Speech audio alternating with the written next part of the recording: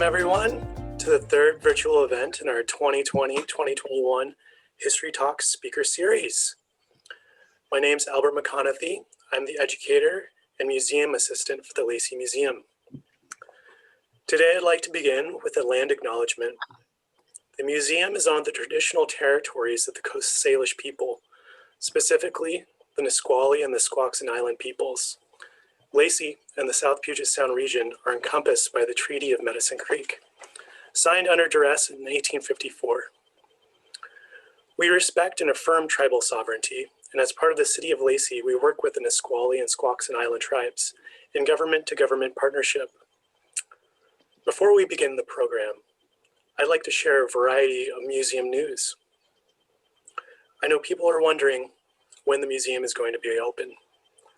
We're not sure at this point, but I can tell you that like other city facilities, we're definitely closed through the end of November, but I expect it's likely will be closed at least through the end of the year. Although we are closed, staff is here and continuing to work. So if you need anything like photos or research information, or just have a burning question on local history, Aaron and I are glad to help you. We're also working on a project to document this time that we have been going through. It's called Collecting COVID, a history project. And we're asking people to submit their photos and share what they've been doing during the pandemic. This will become part of a virtual exhibit. Here are a couple of examples. The photo on the left is a display of creative homemade face masks that were sewn by a local elementary school teacher. On the right is Kimberly, who is trying really hard to continue her yoga routine from home, but her pup has other plans. The next thing I would like to share is probably the thing Aaron and I get asked about the most, the new museum project. You've probably already noticed the reenaction of the historic train depot on Pacific Avenue. The adjacent train-themed playground is almost finished, and once it is, the construction fencing will come down and will be open to the public. The depot and playground are part of what will become the whole museum campus. We're currently in the design development phase of the project, which was made possible by a grant from the State Historical Society. Here are a couple of the renderings of the new museum. Construction documents should be ready by next year. We have written a grant to help fund the site preparation, including taking down the existing warehouse building. We'll find out if we get that next year, and if we do, that work will begin in the fall of 2021. Before we begin the talk, I would like to share some of the upcoming speakers in our History Talks speaker series. On December the 8th at 6 o'clock, our speaker is local historian and radio personality, Ken Balsley. His talk will consist of outlining major events in Thurston County's contemporary history and showing how these events made the Thurston County of today. Our speaker the month after will be Dr. Nancy Cordell in January 18th at 6 o'clock. Dr. Cordell is the president of the Olympia Genealogical Society, owner of the genealogy company Diggin' Our Past, and former professor of biological anthropology for the UW. Her talk will focus on the use of DNA testing in personal genealogy research and some of the surprises that she found while investigating her own family tree using DNA testing. You can register for these programs online on our website at laceymuseum.org and then click on events. Alternatively, you can visit the City of Lacey Facebook page where all of our speaker events are posted. For those of you who have come to see our in-person History Talk speaker, you'll know that the Q&A portion of the talk is definitely a highlight, and we would like to keep that portion alive. This evening's Zoom meeting is set up webinar style, so there's not a chat box like when you use a regular Zoom meeting. We do have a Q&A button, which for most of you will be at the bottom of your screen. For the most part, we'll be holding questions until the end, but anytime you have a question, go ahead and post it in the Q&A section, and we'll circle back to it at the end. Now, let me introduce our speaker for tonight, Dr. Aaron Goings. He's a historian of labor and working class, focusing heavily on the Southwest region of Washington State. He is Associate Professor of History at St. Martin's University in Lacey. He's the founder of the Pacific Northwest Social Action Speaker Series. And from 2017 to 2019, he was a Fulbright Scholar, working as a senior researcher at Finland's University of Jyväskylä. Hard to pronounce. Books written and co-written by him include Port of Missing Men, Billy Gohl, Labor, and the Brutal Pacific Northwest, published in July 2020 by the University of Washington Press. Another book written by him and co-authored with Brian Barnes and Roger Snyder was The Red Coast, Radicalism and Anti-Radicalism in Southwest Washington, published in 2019 by the University of Oregon Press. He also co-authored a book with Gary Kononen, Community in Conflict, a working class history of 1913 to 1914 Michigan copper strike and the Italian Hall tragedy, published in July 2013 by Michigan State University. Good evening, Dr. Goings. Thank you so much for joining us. We're honored to have you.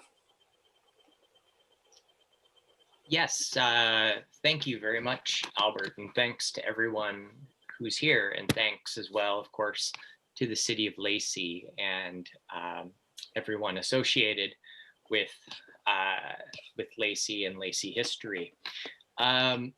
So today I'm going to be talking about my most recent book, The Port of Missing Men, which, as Albert said, was recently published by University of Washington Press. Here, and I just switched it over to screen share so that I can go through the presentation. Here's the cover. The Port of Missing Men, Billy Gohl, Labor, and Brutal Times in the Pacific Northwest. It came out over the summer, and it's been exactly as strange as you might imagine to have a book come out in the middle of a pandemic. But I'm very grateful that the city of Lacey and some other institutions have given me the opportunity to talk about the book. So I'll be talking for about 45 or so minutes, and the book is somewhat complicated story history, and so and to get that all in 45 minutes can be very difficult. Also, I imagine most, or at least many of you, have no idea who this person is, Billy Gohl, or perhaps you have an idea of him if you've Googled his name and found some very unusual pieces of information on the internet. So to start off, I am going to read a brief passage from the introduction of the book. So just bear with me, please. As the non-union crew of the lumber schooner Fearless sailed out to sea on June 2nd, 1906, a small boat carrying a group of heavily armed Unionists appeared in the dark. Within a few moments, the night sky became alight with scores of rounds fired from revolvers and shotguns on both boats. After the gunfire subsided, the small vessel retreated to shore under the cover of darkness, and the crew of the Fearless, happy to have been spared their lives, abandoned their voyage and returned to shore. The Fearless crew had made the mistake of trying to ship lumber despite the pending threat of a strike by members of the Sailors Union of the Pacific, the SUP.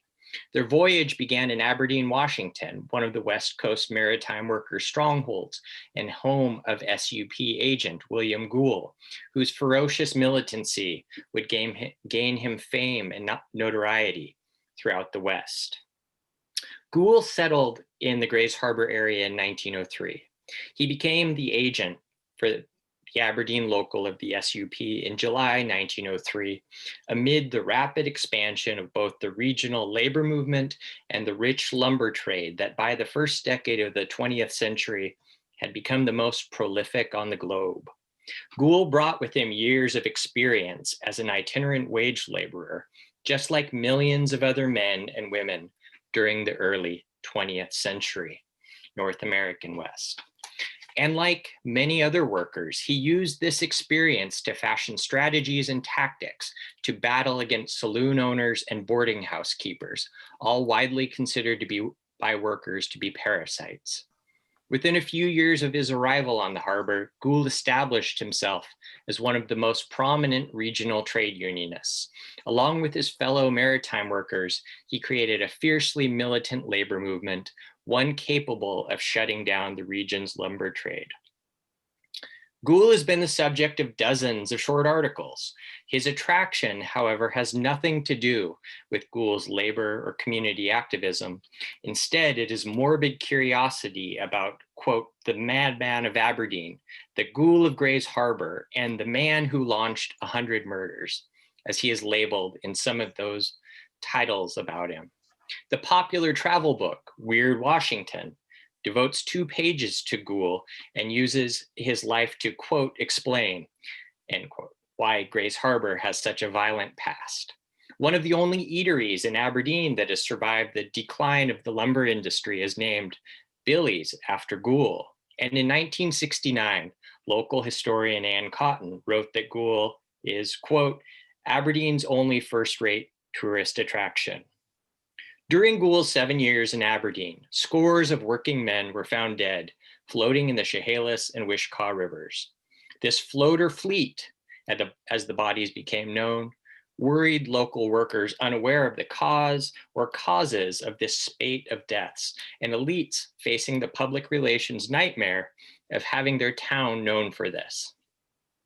Studies have estimated that between 40 and 200 men were found dead in this manner between 1903 and 1910, and during the first 3 months of 1907, no fewer than 10 men found their watery graves in the area.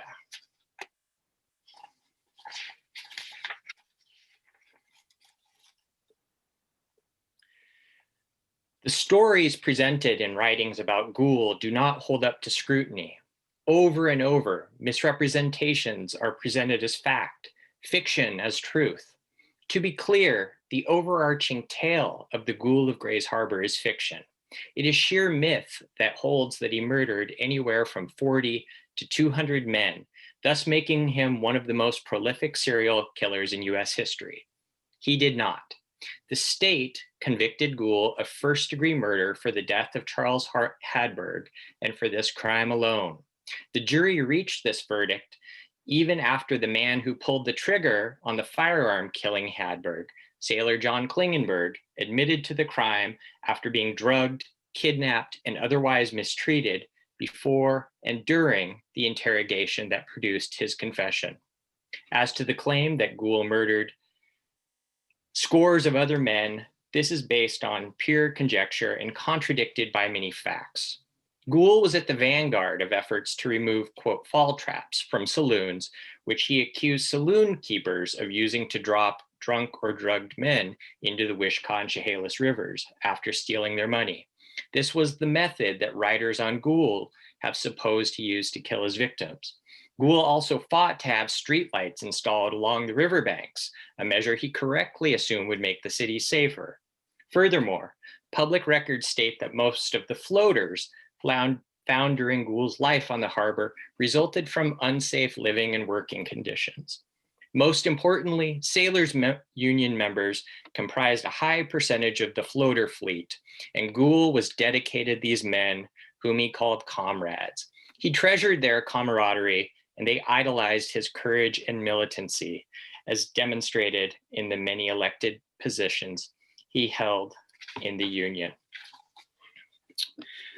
So I think that gives a pretty good taste and illustration of some of the themes and topics discussed in the book. Gould is probably one of the best known people in the history of Washington's coastal area, the Olympic Peninsula, Southwest Washington, whatever term you want to use for the area to the west and south and northwest of Olympia.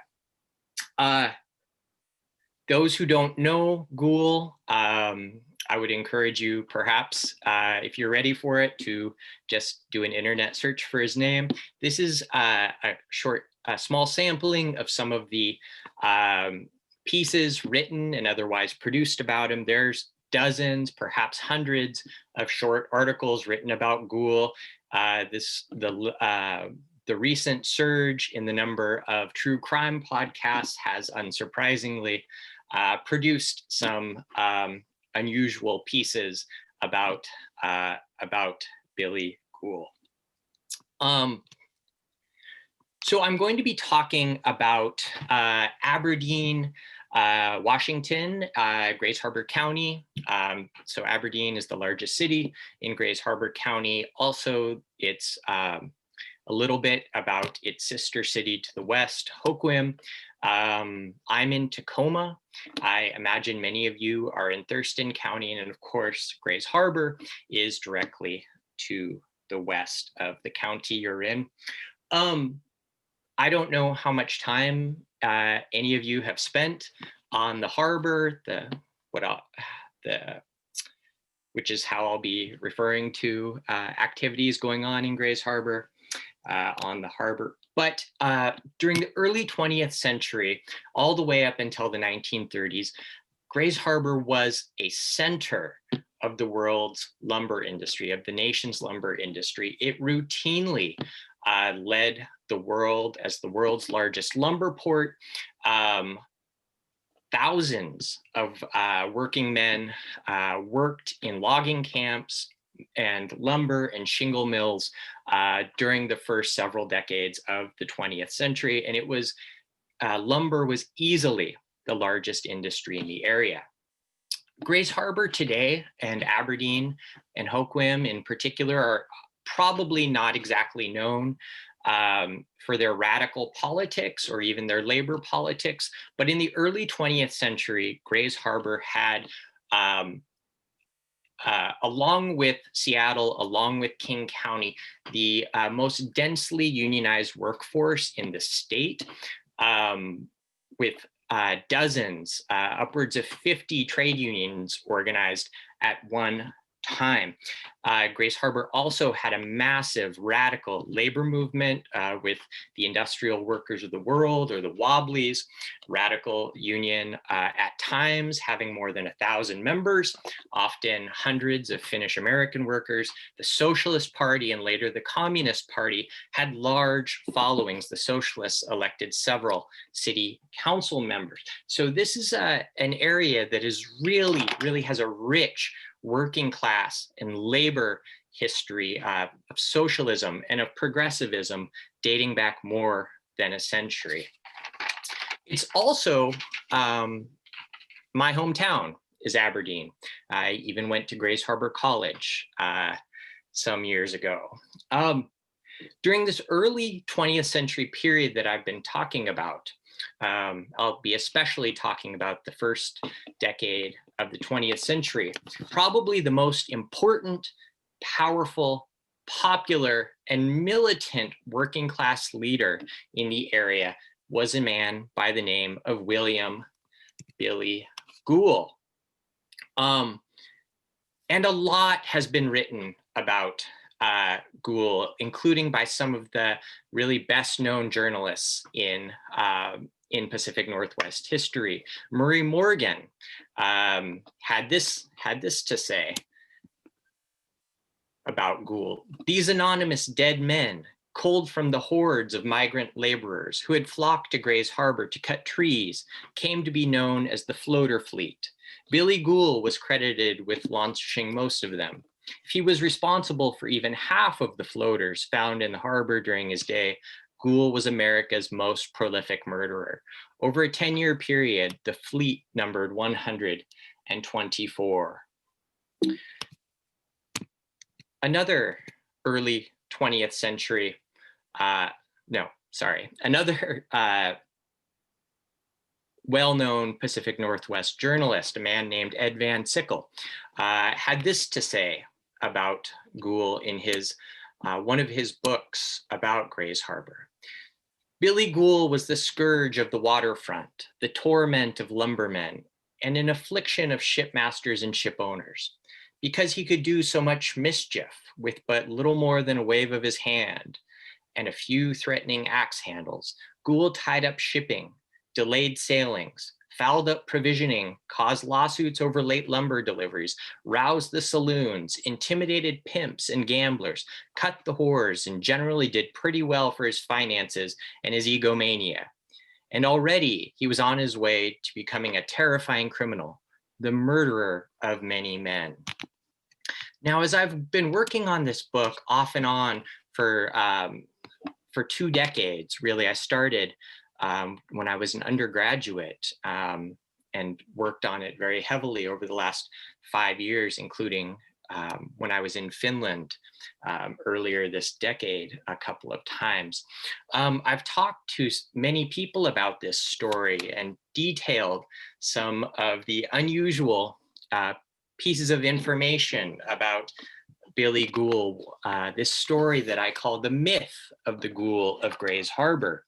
In talking to a rather prominent Pacific Northwest historian, he joked and said, one can never let truth get in the way of a good story. And I think that's really says a lot about the story of Billy Gohl, that so much that people know has been created out of thin air more than 100 years ago by many of his enemies and many people who were who were paid to produce rumors and fictions about him.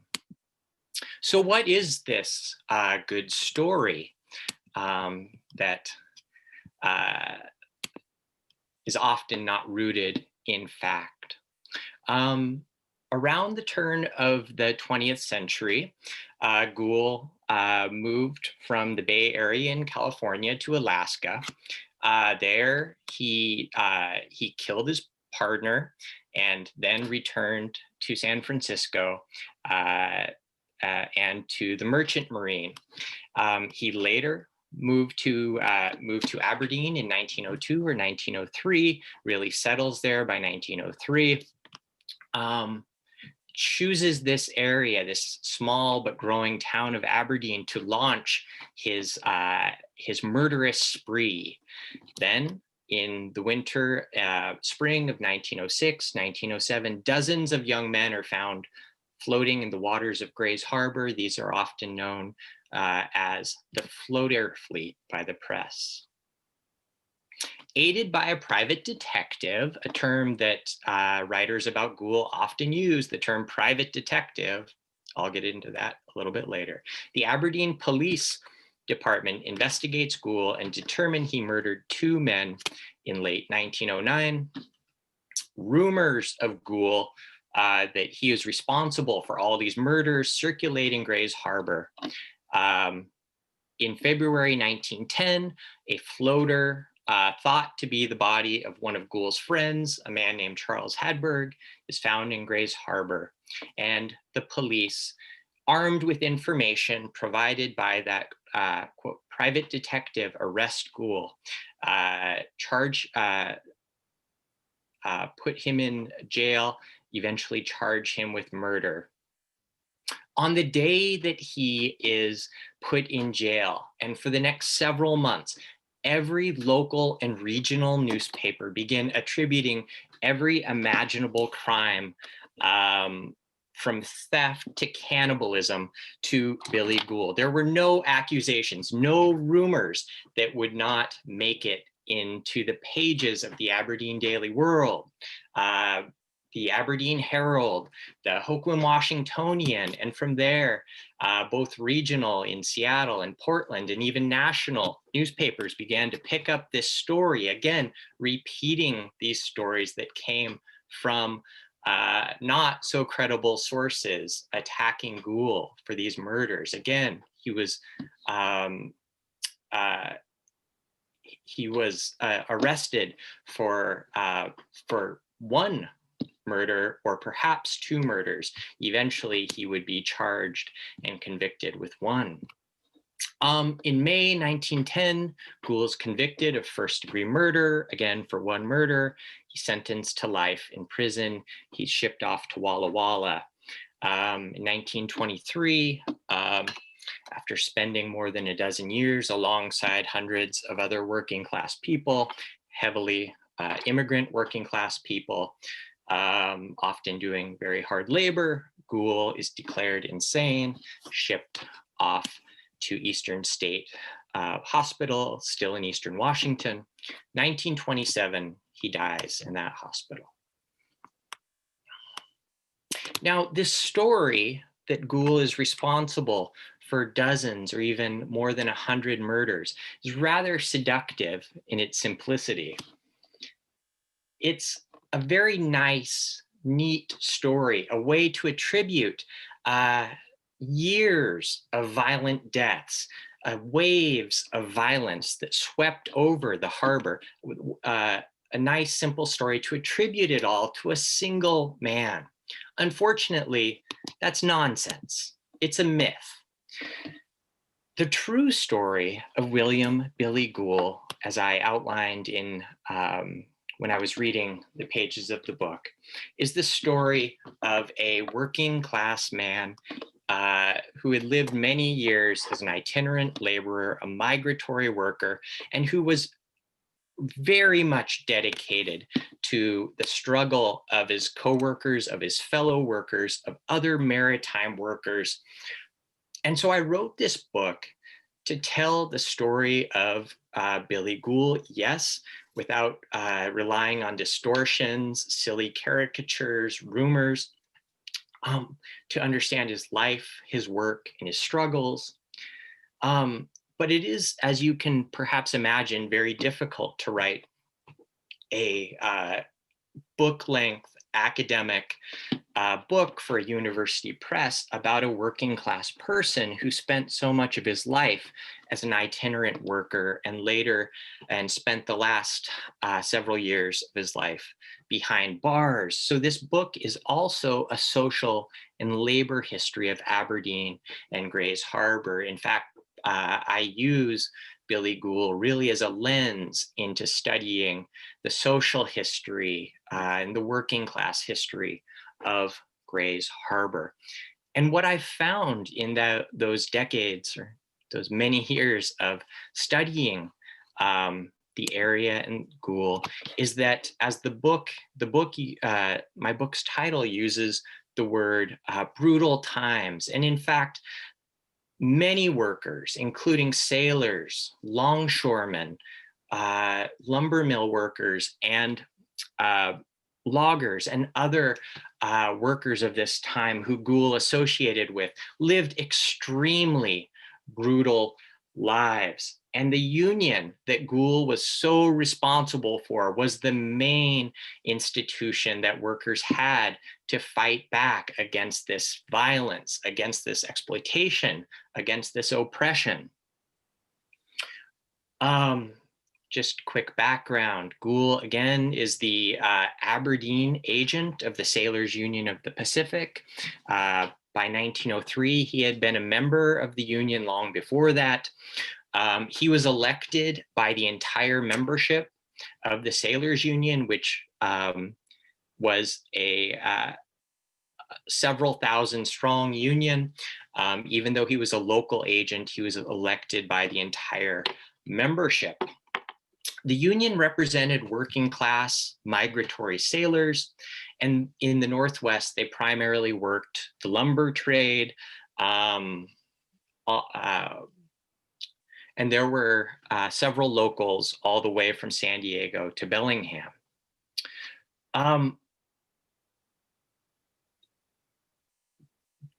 The Sailors Union agent provided many, many important tasks because sailors were itinerant workers, especially when they got to the smaller port cities like Aberdeen. The sailors did not live in Aberdeen or Hoquiam. They were essentially experiencing homelessness when they arrived in port. So they lived aboard ship, they lived in shacks, along the riversides in Grays Harbor that Gohl often helped them construct.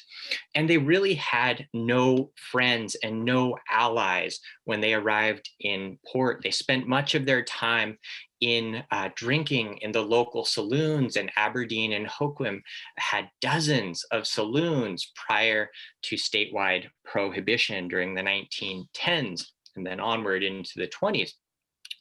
And the union agent served so many different roles for workers, for the union members. The union agent, in this case Gohl, found them jobs, often found them housing if they got in trouble with the law. He sometimes served as a translator. Gohl was from Germany, and most Pacific Coast sailors were either German or Scandinavian or Finnish. So he used his internationalism to benefit his fellow union members. He also occasionally represented his fellow union members in court. So he was quite the resource. And this becomes extremely important in the maritime industry, in the lives of sailors, because I don't think when people think about wage laborers, when they think about industrial capitalism, that they think all that much about the thousands of workers who transported goods between ports, providing one of the most absolutely essential parts in the global capitalist system. Yes, they were very important, but sailors were treated in a very, very brutal method. They had virtually no protections from the law. In the late 19th century, the Sailors Union produced a document called the Red Record that they ran in their union journal and then printed and published and distributed, detailing several of the worst cases in which ship captains and mates had murdered union members and other sailors to enforce discipline on the ship, in which they had shanghaied, so kidnapped, drugged and kidnapped workers to force them to work under prison conditions, and in which it was fairly common to enforce workplace discipline with straight up violence, and also to imprison workers in chains if they resisted. It was a brutal industry, and the union agent in many port cities, in this case Gohl in Aberdeen, made sure that these types of brutal conditions were not allowed to occur on ships that he provided men for. He would refuse to provide union members to work on what were often called hell ships, in which these very violent captains broke the law and very much harmed and acted violently against workers. So it's always seemed so odd to me that Gohl is known as this violent monster when he dedicated his entire adult life, his last years of freedom, to making sure that these extraordinarily cruel captains and ship owners that profited off exploiting migratory workers, that they were kept in check, that they followed the union contract, that they followed the law, what few laws actually existed to protect sailors. More specifically, during Gohl's time as union agent, sailors were fairly unusual because they were very much the same as indentured servants. They did not have the freedom to quit their work. So when we think about wage labor as opposed to, say, slavery or something, or indentured servitude, we often think, oh, well, at least I can quit, whether that's the reality or not. Sailors were not even afforded that. If they signed to work aboard ship for a journey, they had to complete it. If they did not, they could be put in chains, forced back on the ship, or tossed into prison. So with all of this tension bubbling up between workers, unionized workers, and ship captains and ship owners, strikes were somewhat common. And in 1906, one of the best known maritime strikes in American history broke out.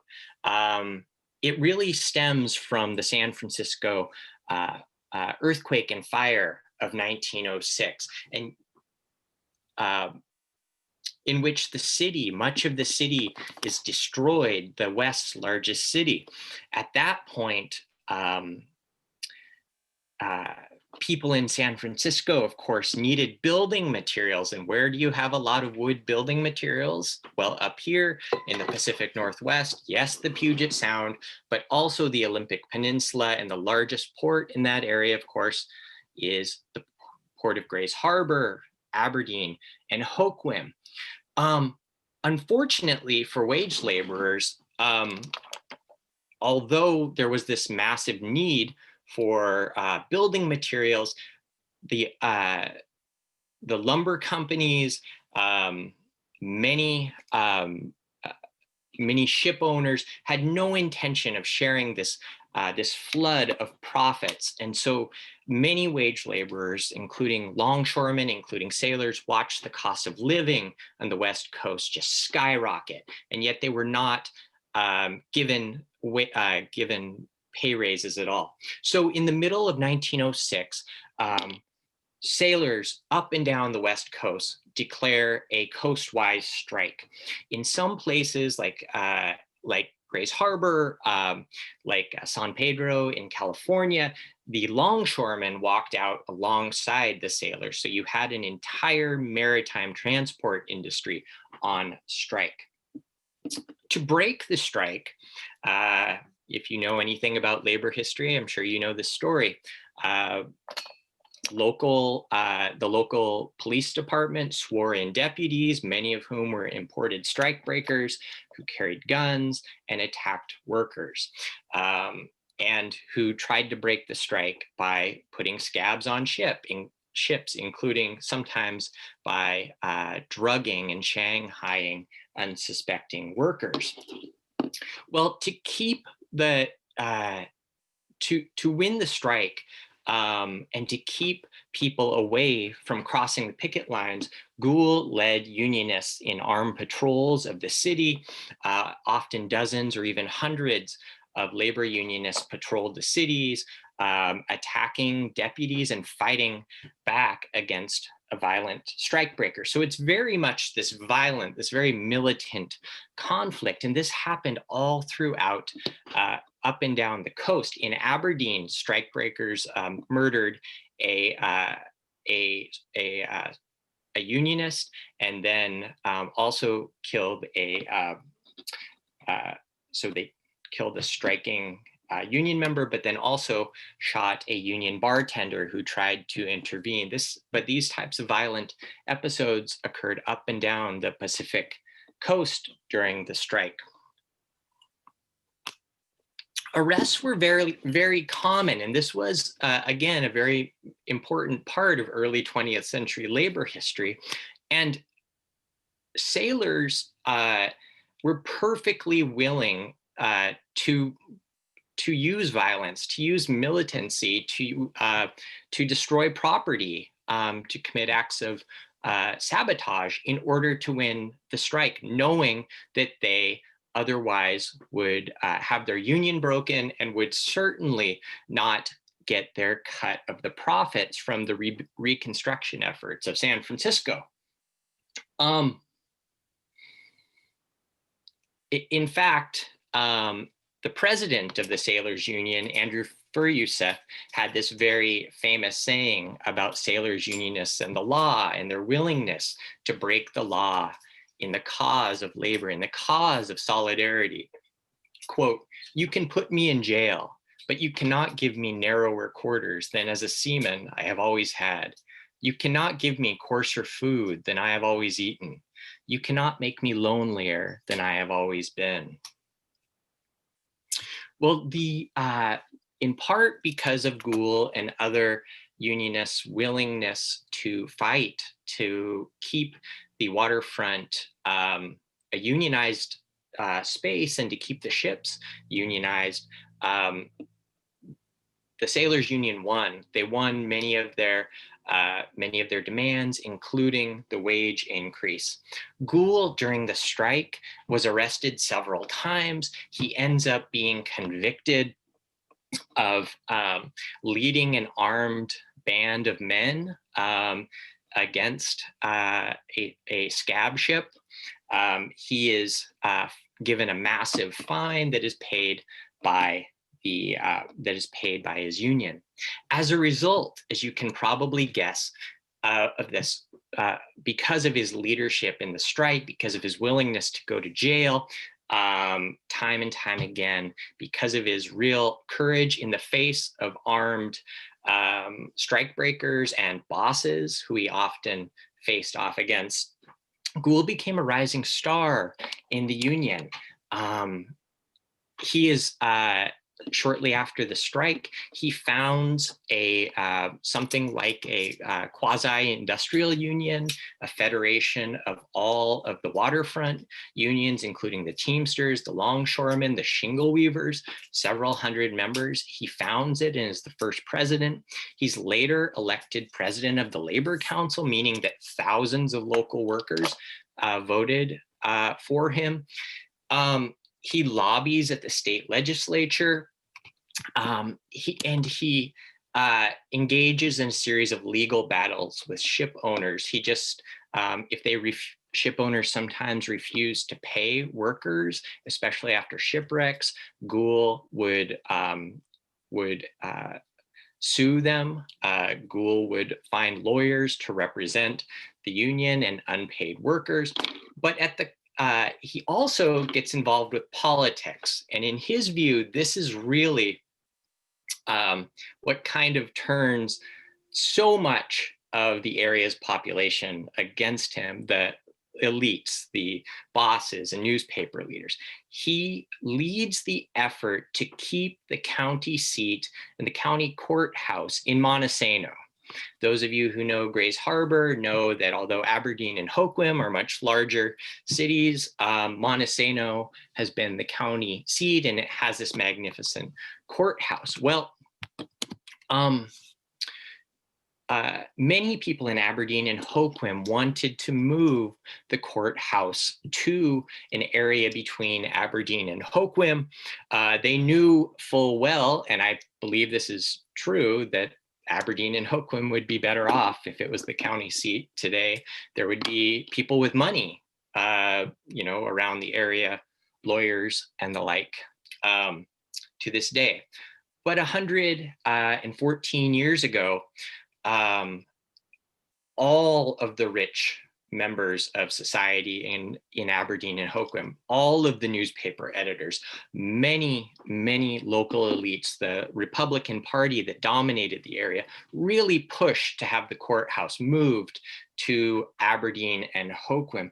But Gohl led the battle against the courthouse fight. He saw no reason to, in his view, waste taxpayers' money to have the courthouse moved. He believed it was perfectly fine in Montesano. I think I probably disagree with old Billy Gohl on this one, but this very much angers the entire ruling elite. They attack him in front pages of the newspapers, and in the aftermath of both the strike and the county courthouse fight, which loses, the removal effort loses, the courthouse remains in Montesano to this day. But local elites, politicians, business owners, the Chamber of Commerce, they see Gohl as enemy number one. I mean, I really can't, it's hard to express their opposition to Ghoul, local newspapers, to Ghoul and to other strikers. The Aberdeen Daily Bulletin that became the Daily World, that is still a large newspaper in Southwest Washington, it wrote, to call them human would be to do an injustice to the rest of the people, talking about strikers. Newspapers repeatedly called Ghoul a pirate, accusing him of piracy. And in the next few years, they began to just write all kinds of nasty rumors about him on the front pages, often suggesting that he had committed acts of theft. And when he's arrested, even for very small things, including in one case, he punches a man who was allegedly harassing Billy's wife. This becomes front page news time after time, although Ghoul is routinely not convicted of any of these acts. Meanwhile, dozens of usually young, but not always young men are found floating dead in the Wishkah and Chehalis rivers. This becomes known as the floater fleet.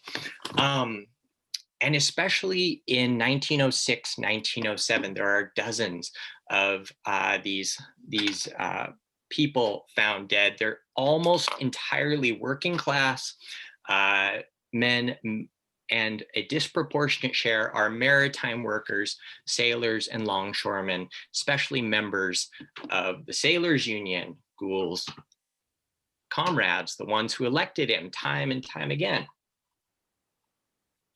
I should also say that these floaters, who Ghoul is eventually blamed for killing, they started well before Ghoul showed up in Aberdeen, all the way back to the 1890s. I was just looking at 1920s newspapers in Aberdeen 2 days ago. The floaters continued well into the 20s, but there does seem to be an unusual number of them in 1906, 1907. Unfortunately, the police and the county coroner don't really consider this to be a very big deal. And they don't declare many of them to be murders. The police round up a few people, evict them from town. A few of them, perhaps unsurprisingly, given the time period we're talking about, are Asian immigrants who often got blamed for this sort of, the vice industry.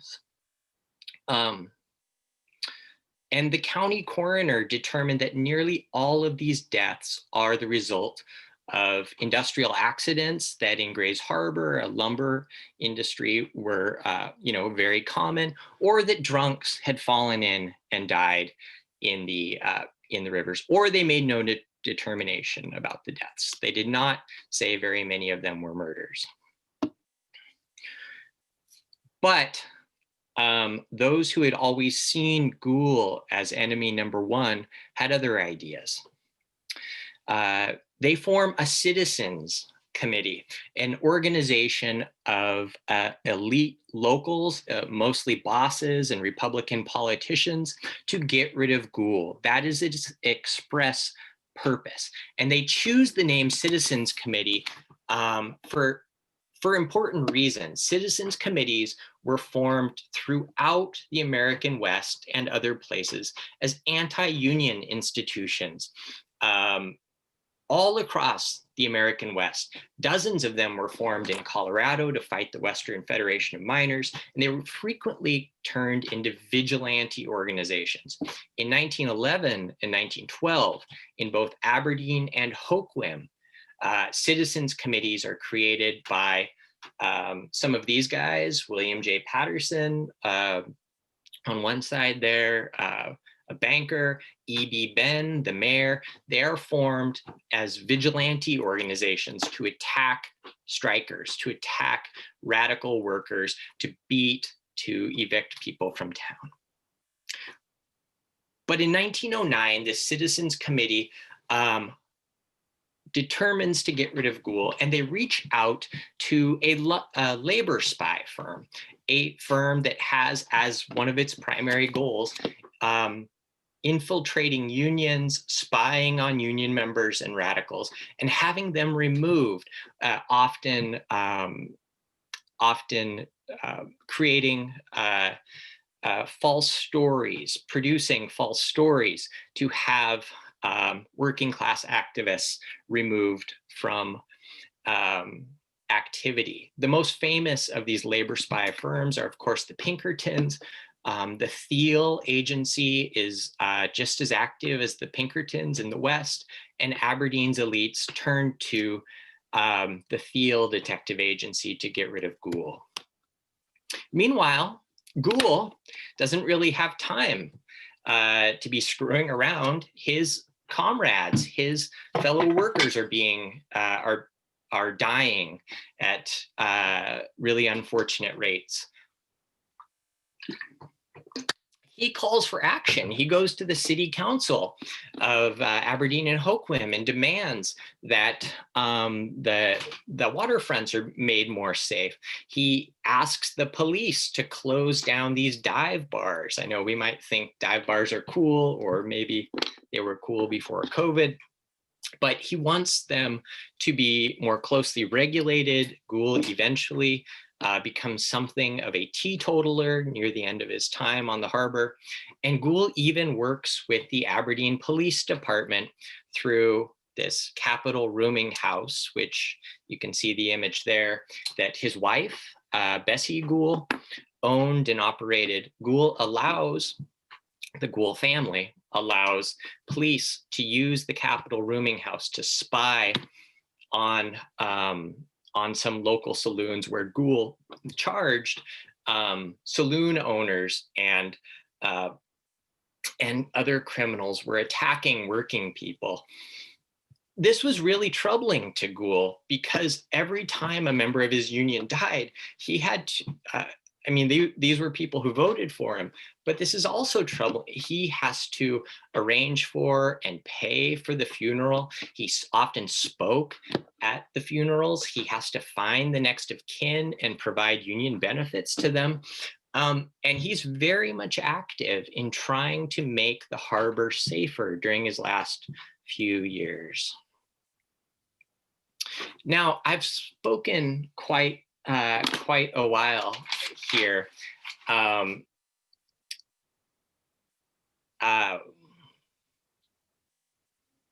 You're welcome to keep going, Aaron. Are you worried about going over? Yeah, I'm a little worried about going too long. I'm not worried. If people want to drop off, they can. Okay. So, thank you.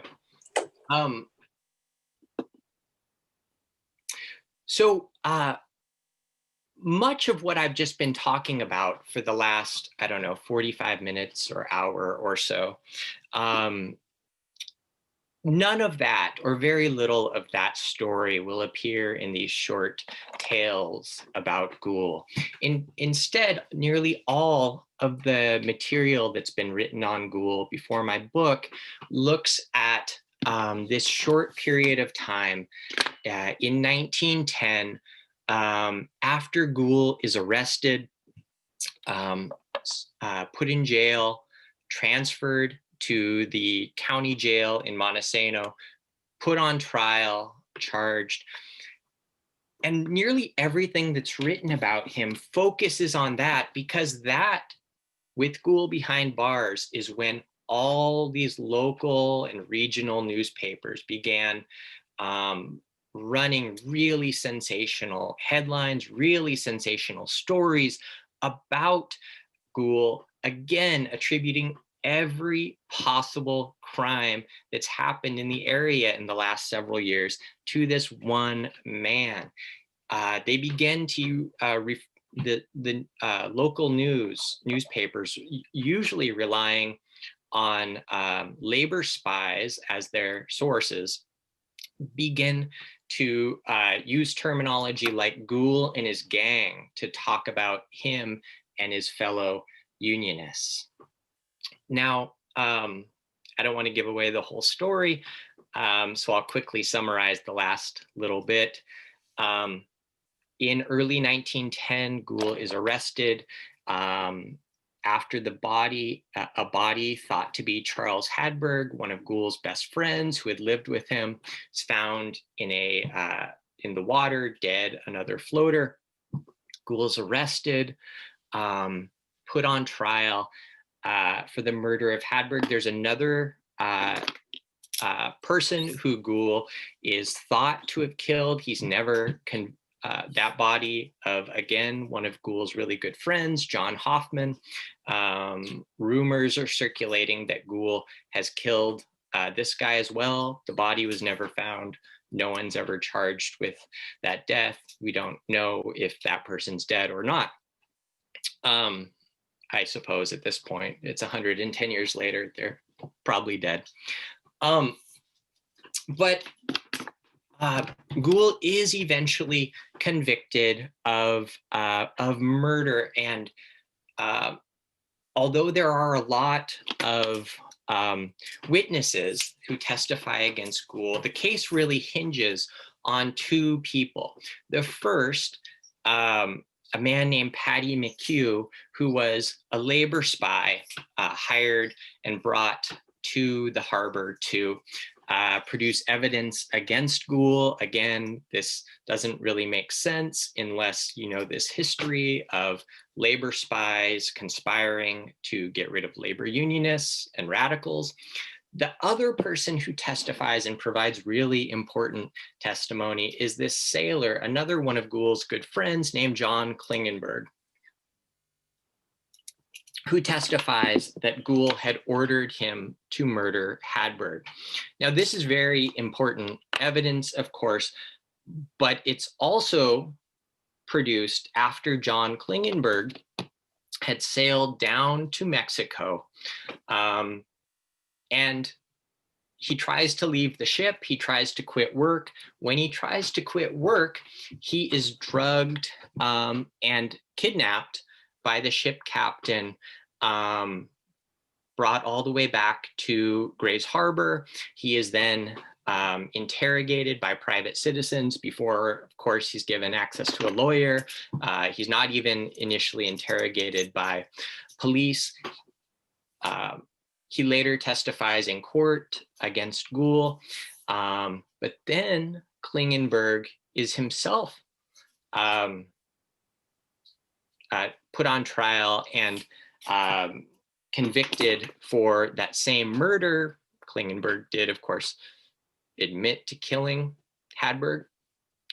At that point, Klingenberg, who is this very, very small, slight Norwegian immigrant, says that the whole thing was a put-up job, suggesting that this was a conspiracy against him and Gohl.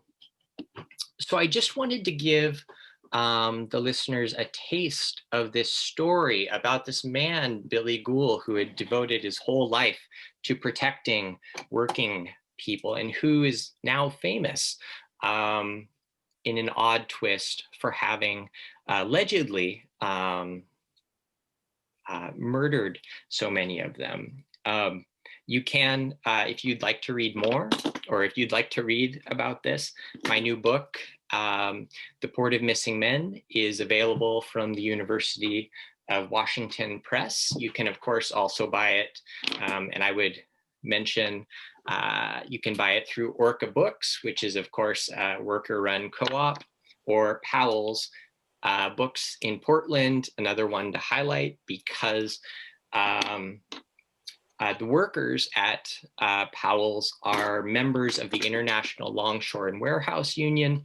I've mentioned longshoremen a few times in the past few minutes. So of course, it's always good to support the ILWU and union-run bookstores. So thank you. Thank you very much. I can stick around and answer questions if you'd like. Yeah, we do have some questions if you're up for the task. There's mostly, there's a few posts from one person. Oh, they're kind of coming in.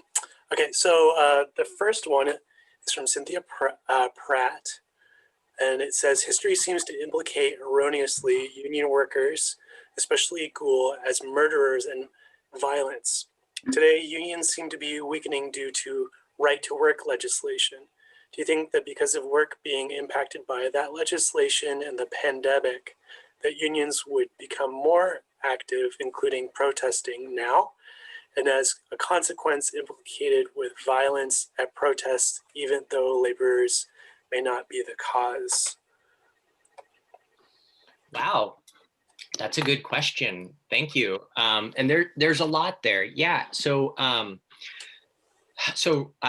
right to work laws have been one of the reasons for the real devastation of the labor movement. That really takes us forward in time to the post-World War II era, and really in the last 40 and 50 years, as union membership has declined dramatically. During the 1950s, union membership topped out at about 1 in 3 workers in the country. That was also, not surprisingly, the moment in American history when we had something closest to the or the divisions between rich and poor were at their lowest. Unions, I mean, it's not really a question. It's not really debatable. Unions are very effective at fighting for higher wages and better benefits. And in places that have right to work laws, such as the South, such as the Mountain West, wages are lower, and there's all kinds of other disadvantages with that. The other question, or part of that, had to do with violence. And yes, there has, I mean, for good reason, there's this close association of unions with violence. I think probably the most famous worker in American history might be Jimmy Hoffa. But there are reasons why corporations and corporate funded media talk about union violence that much. I mean, they have a profit motive for keeping workers divided. I mean, that's pretty clear. So today, the vast majority of Americans want to form a union, but there are many, many impediments. If anyone has ever tried to form a union, and I have, and I know many other people who have, it's very difficult, very dangerous. Management has nearly every tool to fight against that and to keep people divided and to keep people without collective bargaining rights, unfortunately. And Gohl, although this is a different era, he put himself on the line throughout his entire life, knowing full well the dangers of unionizing, of fighting for union rights, to keep the waterfront unionized. That was a really great answer. I like how in depth you went. The next question we have is, what was the timing of Klingenberg's leaving the harbor prior to returning in April 1910 versus the time of death for Charles Hadberg?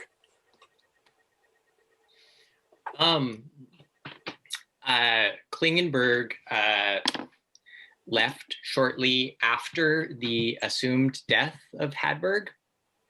But there's a little bit of confusion around that. In the first place, Gohl was convicted of Hadberg's murder. However, the only people on the harbor who knew who Hadberg was Gohl and other sailors. I mean, they were among the only people who knew who Hadberg was. The members of the Sailors Union, to a person, testified or told authorities that it was not Hadberg's body that had been found. And so there's questions to this day about whether the body that was discovered was even Hadberg's. So it's entirely possible that it was another body, not Hadberg's. Klingenberg, after being essentially tortured, did testify that he had killed Hadberg and then immediately gotten, or shortly thereafter, gotten on a ship and left. And then in Mexico, had tried to leave the ship, as I mentioned, before being kidnapped, abducted, brought back, subjected to all kinds of really horrible treatment upon arriving. So I would think under any circumstances, that testimony would be thrown out after being subjected to that. But yeah, that's. And it is interesting that the Sailors Union, of which Hadberg was a member, stated to a person that the body was not Hadberg's, and then they refused him a Union burial. So the people who knew who Hadberg was said it was not his body. Still, the state pushed on. They found other people, including the mayor, who was an enormously wealthy man, to identify the body. So, man, that's so brutal. The next question that we have is asks, what was Gohl's legacy among his union, and has he been defended and remembered as a labor hero for the region in time, at least among unions? No, that's a good question. No, so I just want to make sure I get the full story here. While he was on trial, Gohl was very strongly defended by his co-workers, but the Sailors Union was a fairly poor union. They ran stories in their journal defending him, and then they tried the best they could to defend him. Members of his union wrote threatening letters to the anti-labor press. They tried to intimidate wealthy people who were going to testify against Gohl. But no, since then, he's been mostly forgotten. And I mean, mostly forgotten this side of it. But I would say just how difficult it would be, given what the press did to him, for unions to try to claim him as a champion. Yeah. I mean, he was seen at that time, I mean, along the lines of the Green River Killer, right? So, not exactly the same, but also, in the case of the Green River Killer, murdering those at the bottom of society. And for a union, and there's also this association in many people's minds of sailors with drunkenness, with being irresponsible, with being violent. In fact, there's a legal precedent for that. As late as 1897, in a Supreme Court case, the United States Supreme Court declared that sailors were so irresponsible that they could not be treated as adults. This was part of the reason, way that they allowed employers to keep them aboard ship and not quit. But no, I think this is unfortunate. And Grays Harbor, for those who I'm sure many of you know, it doesn't, for decades, it had a large labor movement, especially in lumber and the like. But the decline of that industry has really hurt the local labor movement. I would certainly be interested in helping to revive Gohl's reputation. And I imagine the book with the University of Washington Press could possibly help that. Yeah, I think your book is the first mention I've ever seen of trying to reconstruct Gohl's reputation at all. And I think it's very groundbreaking. Another question. My research leads me to believe Chief George Dean's assertion that he could likely tie Gohl to as many as 41 floaters. From the most part, floaters ceased after Gohl was arrested. How do you believe Gohl couldn't be responsible? How about arsons that occurred after Billy showed his friend a pending patent to start fires remotely? Responding to Hadberg murder, his tattoo identified him.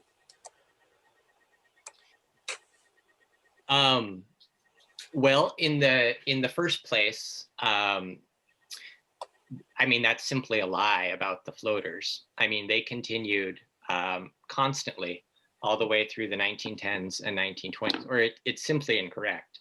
I mean, if you pour through, again, I spent 20 years doing this off and on. I mean, they were very common. And I mean, again, it's entirely possible that this person who devoted his entire life to protecting workers and who was their amazing champion, elected time and time again, was also killing them, but that doesn't really make sense.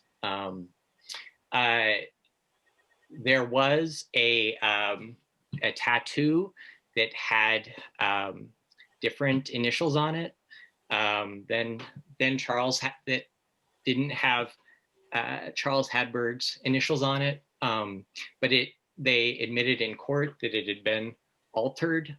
And also, I mean, his entire union said it was not his body. So seems pretty clear cut to me. But I mean, I think a big part of this is really like to really understand what we're talking about here, we need to really understand the importance of social class. And that's been entirely taken out of the studies of Billy Gohl that just assume he's just this criminal maniac. I mean, it's very, very strange. So not even considering this enormous history of conspiracies by employers to eliminate working class heroes, from Joe Hill to Sacco and Vanzetti to Martin Luther King Jr. So, and the list goes on. And I think it's a pretty long list. Yeah.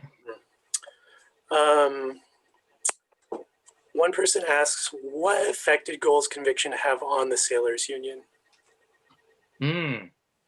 That's a good question. So the Sailors Union persists in Grays Harbor, but it's no longer a significant force in the labor movement. It declines in importance. They no longer lead the labor movement in the way that they had under Gohl. Many members of the Sailors Union, and I would say this is a good thing, but you're probably not here for my editorializing about labor politics. Many of them leave the Sailors Union because it was so ineffective and move over to the Industrial Workers of the World, which had a very strong, which was a radical syndicalist union that had a massive base in Grays Harbor's mills, logging camps, and sailing vessels. I should, if I could, so sorry about this. This is an interesting, this is after Gohl's time, but this is the guy who organized the Citizens Committee and who hired the labor spies to get rid of Gohl. This is often seen as the wealthiest person in Aberdeen, head of the Chamber of Commerce, named William J. Patterson. During a 1911 free speech fight and the 1912 strike, he organized citizens committees that were vigilante committees that there were several hundred businessmen. And this is what he had to say. We organized that night a vigilante committee, a citizens committee, I think we called it, to put down the strike by intimidation and force. We got hundreds of heavy clubs of the weight and size of pick handles, armed our vigilantes with them, and that night raided all the IWW headquarters, rounded up as many of them as we could find, and escorted them out of town.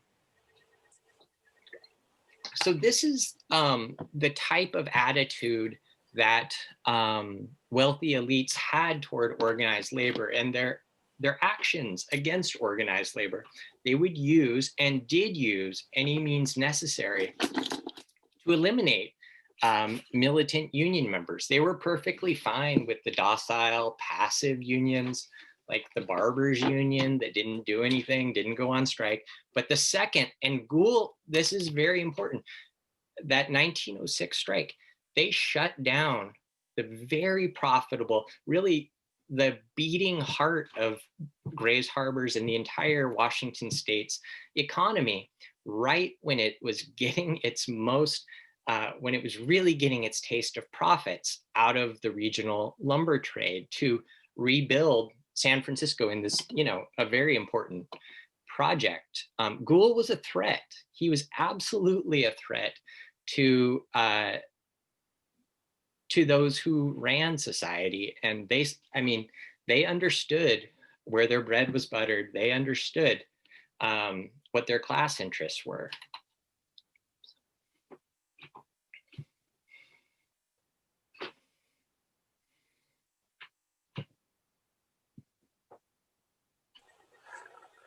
Okay, so there's another question. If many thought the Gohl was murdering sailors who left their money with the Union for safekeeping, where did that money go? That's, wow, that I don't know if the person just intended to do this, but that's a very good question. So the accusation is that Gohl murdered these people both because he was a maniac, but also because he robbed them of their money after their trip ended, and so they would have had all of their money. What's interesting about that is that, and I got the federal records on this, Gohl declares bankruptcy in 1908. His wife then is forced to sell her rooming house, and then he's unable to fund a legal defense after being put on trial for murder. So he doesn't have any money. And so it's true, if you rob workers, you don't get all that much money. It's not the same as robbing this guy. But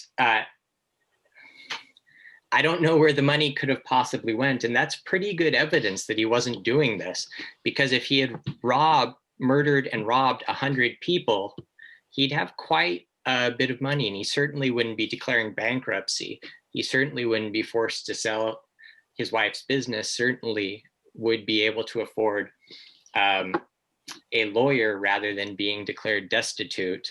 And yeah, so. Okay, a lot of questions. You're doing all right, Aaron? Yeah, maybe one more. One more. Okay. Okay. Because the sailors were immigrants, do you see a parallel today in treating immigrants with less humane conditions and afforded the same expectations with other American laborers? Yeah, that is a very important, and that's a very critical point. And it also, I think, really gets into this important piece of Gohl's life that I want to talk about. Gohl was an immigrant from Germany. Nearly all of or a majority of the Sailors Union, they were immigrants from Northern Europe, so Finland, Scandinavia, and Germany. Some from other places as well. Some were American-born. But Ghoul's no hero. I know the way I talk about him sometimes makes me think that he's this working class hero, and he did do he stood for many very good things, but he was also very representative of the white men's unionism of his era. He founded an Asian exclusion club in 1908 in Aberdeen. He was a vicious bigot. And this was very common both with the ruling class and the working class at this time. So he was very much opposed to those immigrants who were at the bottom of society. But if somebody goes through the ledgers of any early 20th century any early 20th century jail registry or prison registry, they're going to discover just how heavily represented immigrants are. And certainly police, certainly other members of law enforcement targeted immigrants. They were treated very differently, and they were given, it differed based on ethnicity and the like, but they were given the worst jobs for the lowest wages, so, very, very similar to today.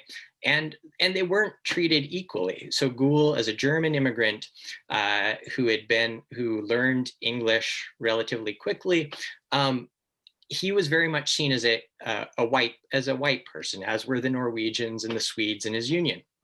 It's very, very different than those he personally fought to keep out of the country.